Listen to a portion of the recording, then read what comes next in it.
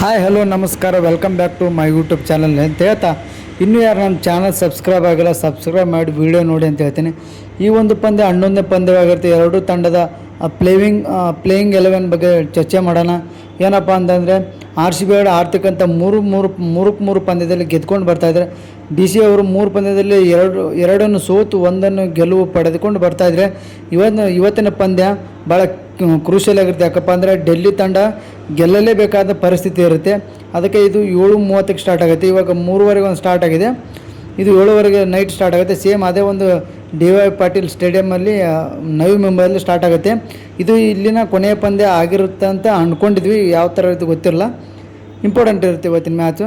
DC ತಂಡದ 11 ಆಟಗಾರರ ಪಟ್ಟಿಯನ್ನು ನೋಡೋಣ. ನಿಮ್ಮ ಒಂದು 11 ಆಟಗಾರರ ಪಟ್ಟಿ ಯಾವ ಥರ ಇರುತ್ತೆ ಕಾಮೆಂಟ್ ಸೆಕ್ಷನಲ್ಲಿ ಕಮೆಂಟ್ ಮಾಡಿ ಅಂತ ಹೇಳ್ತಾ, ಇವಾಗ ಓಪನರ್ ಆಗಿ ಯಾರಪ್ಪ ಅಂದರೆ ಶಫಾಲಿ ವರ್ಮಾ ಅವರು ಬರ್ತಾರೆ. ಇವರು ಅಷ್ಟೊಂದು ಇಂಪ್ಯಾಕ್ಟ್ ಮಾಡೋಕ್ಕಾಗಿಲ್ಲ ಅಂತ ಹೇಳ್ಬೋದು. ಇವ್ರ ಜೊತೆಗೆ ಓಪನರ್ ಆಗಿ ಲೈಜಲ್ಲೆ ಲೀ ಅಂತ ಬರ್ತಾರೆ. ಇವರು ಸೂಪರಾಗಿ ಬ್ಯಾಟಿಂಗ್ ಮಾಡ್ತಾರೆ, ಬಿಗ್ ಇನ್ನಿಂಗ್ ಮಾಡ್ತಾರೆ. 3ನೇ ಪೊಸಿಷನಲ್ಲಿ ಲಾರಾ ಅವ್ರು ಬರ್ತಾರೆ. ಇವರು ಚೆನ್ನಾಗಿ ಮಾಡ್ತಿದ್ದಾರೆ, ಬಟ್ ಡೀಸೆಂಟಾಗಿ ಮಾಡಿದ್ದಾರೆ ಅಂತ ಹೇಳ್ಬೋದು. 4ನೇ ಪೊಸಿಷನಲ್ಲಿ ಜಮೀಮಾ ಅವ್ರು ಬರ್ತಾರೆ.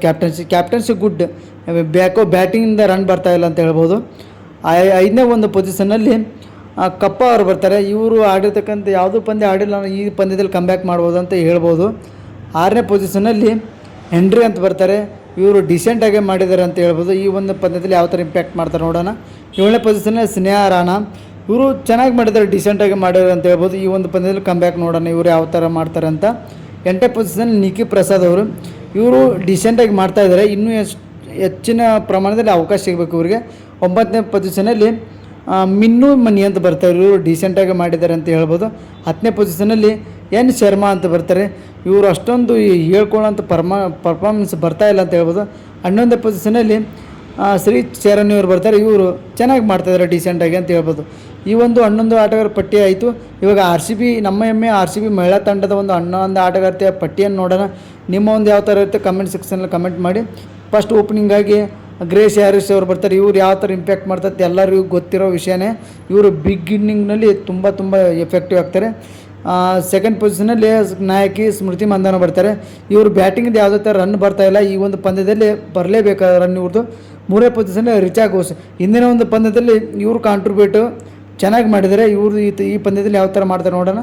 4ನೇ ಪೊಸಿಷನಲ್ಲಿ DM ಅಲ್ಲತ್ತ, ಇವರು ಎದಕ್ಕೆ ಅದೇ ಟೀಮಲ್ಲಿ ಅಂತ ನಮಗೆ ಗೊತ್ತಾಗ್ತಾಯಿಲ್ಲ. ಇವರು ಚೇಂಜ್ ಆಗ್ಬೇಕಂತ ಹೇಳ್ತೀನಿ. 5ನೇ ಪೊಸಿಷನಲ್ಲಿ ಗೌತಮ ನಾಯಕ್, ಹಿಂದಿನ ಒಂದು ಪಂದ್ಯದಲ್ಲಿ ಚಾನ್ಸ್ ಸಿಕ್ಕಿತ್ತು, ಬಟ್ ಅಷ್ಟೊಂದು ಇವರು ಇಂಪ್ರೂವ್ ಮಾಡೋಕ್ಕಾಗಲಿಲ್ಲ. ಈ ಒಂದು ಪಂದ್ಯದಲ್ಲಿ ಇಂಪ್ರೂವ್ ಮಾಡ್ಕೊಳ್ಳಿ. 6ನೇ ಪೊಸಿಷನಲ್ಲಿ ರಾಧಾ ಯಾದವ್, ಇವರು ಹಿಂದಿನ ಪಂದ್ಯದಲ್ಲಿ ಮ್ಯಾನ್ ಆಫ್ ದ ಮ್ಯಾಚು ಮತ್ತು ಒಳ್ಳೆ ಗನ್ ಫೀಲ್ಡರ್ ಅಂತ ಹೇಳ್ಬೋದು. ಇವರು 7ನೇ ಪೊಸಿಷನಲ್ಲಿ ಡಿ ಕ್ಲಾರ್ಕ್ ಅಂತ ಬರ್ತಾರೆ. ಇವರು ಚೆನ್ನಾಗಿ ಮಾಡ್ತಾರೆ ಅಂತ ಹೇಳ್ಬೋದು. ಬ್ಯಾಟಿಂಗ್ ಮತ್ತು ಬಾಲಿಂಗ್ನ ಇವರು ಭಾಳ ಇಂಪಾರ್ಟೆಂಟ್ ಆಗ್ತಾರೆ RCBಗೆ. 8ನೇ ಪೊಸಿಷನಲ್ಲಿ ಅರುಂಧತಿ ರೆಡ್ಡಿ ಅವರು ಬರ್ತಾರೆ. ಇವರು ಚೆನ್ನಾಗಿ ಸೂಪರ್ ಬಾಲಿಂಗ್ ಬ್ಯಾಟಿಂಗಲ್ಲಿ ಚೆನ್ನಾಗಿ ಮಾಡ್ತಾರೆ ಅಂತ ಹೇಳ್ಬೋದು. 9ನೇ ಪೊಸಿಷನ್ ಶ್ರೇಯಾಂಕ ಪಟೇಲ್, ಹಿಂದಿನ ಪಂದ್ಯದಲ್ಲಿ 5 ವಿಕೆಟ್ ಅಂತ ಹೇಳ್ಬೋದು. ಮ್ಯಾನ್ ಆಫ್ ದ ಮ್ಯಾಚಲ್ಲಿ ಇವ್ರದ್ದು ಸ್ವಲ್ಪ ಕಾಂಟ್ರಿಬ್ಯೂಟ್ ಆಗಿದ್ದಾರೆ ಅಂತ ಹೇಳ್ಬೋದು. 10ನೇ ಪೊಸಿಷನಲ್ಲಿ ಸ್ಮಿತ್, ಇವರು ಚೆನ್ನಾಗಿ ಸೂಪರಾಗಿ ಮಾಡ್ತಾರೆ ಅಂತ ಹೇಳ್ಬೋದು. 11ನೇ ಪೊಸಿಷನಲ್ಲಿ ಲಾರಾ ಅವ್ರು ಬರ್ತೀವಿ. ಇವ್ರು ಯಾವ ಥರ ಮಾಡ್ತಾರೆ ಎಲ್ಲ ಗೊತ್ತಿರೋ